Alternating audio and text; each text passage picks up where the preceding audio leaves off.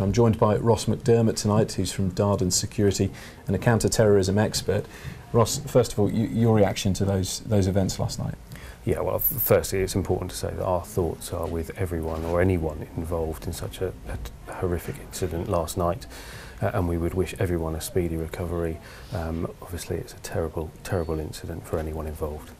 And as a counter-terrorism expert, you're a coordinator. What exactly does that role involve, and what do you do to sort of protect against events like last night's? Well, working now from my previous career within the police to working within the private sector, this is all about drawing people together to get a full understanding of what measures we can implement as a team holistically, working with police, working with security services, working with our clients, venues, event organisers, to bring together all the security measures and make sure they're as holistic and thorough as possible.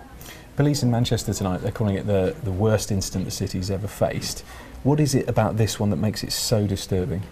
I think what makes it most disturbing is the development to using an IED in this sort of attack. We've seen since the horrific attack on Lee Rigby in 2013, actually 4 years ago to the day, yesterday, being quite low sophistication, using a vehicle, blunt instruments, knives.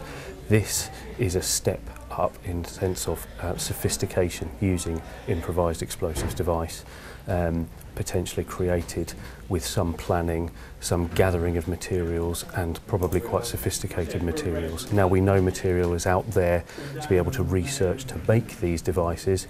The difficulty is obviously for the person making them, the danger level of actually preventing yourself carrying out the attack eventually, because you may kill or maim yourself in the process of making it. So it's concerning that someone's gone to these lengths to carry out this attack. And you would normally expect in one that's clearly planned, prepared, that at some stage our security services would have got wind of some of these things. And potentially there could be an ongoing investigation. Obviously now we know someone else has been arrested in relation to this attack. I suspect potentially it was all about timing, and this could have been a very, very quickly developing situation which led to an attack before anyone was able to intercept it.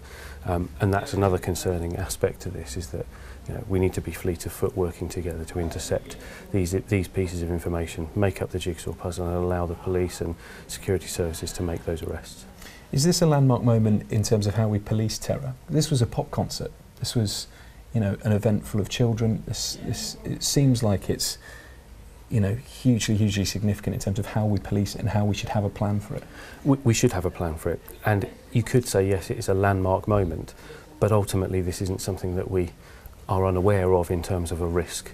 Crowded places of any nature will always be a risk, an inherent risk to these, there will always be a risk of these sorts of attacks, and therefore we've got to guard against it. And that's where we work together, police, security services, private security providers, event organisers, venues. Everyone needs to start to develop their plans around how we're going to make people safe when they enter that venue, how we make the periphery of that venue safe, and obviously have well-rehearsed plans so that we know what to do when something goes wrong. And if you look at the government's contest strategy, the 4 strands, this is really about protecting the infrastructure and the venues and the people in the venues, and then preparing for the worst if it should happen. And those 2 strands are really key to making sure we get this right. So for the people out there tonight that might be going to a big concert soon in Norfolk, what's your advice to them on situations like this, and should they be worried? I think that we are working together very closely, private, public sector, to prevent these sorts of attacks happening. Intelligence should lead us now to be able to intercept these attacks. Yes, last night was a horrific incident, and obviously we'll find out maybe where some things could have been done better to prevent it. But I think people should be alert to the potential of an attack, but not alarmed, and continue going about their lives as they would, without wishing to put anyone under any false alarm. This is about progressing with your lives as you would have done so.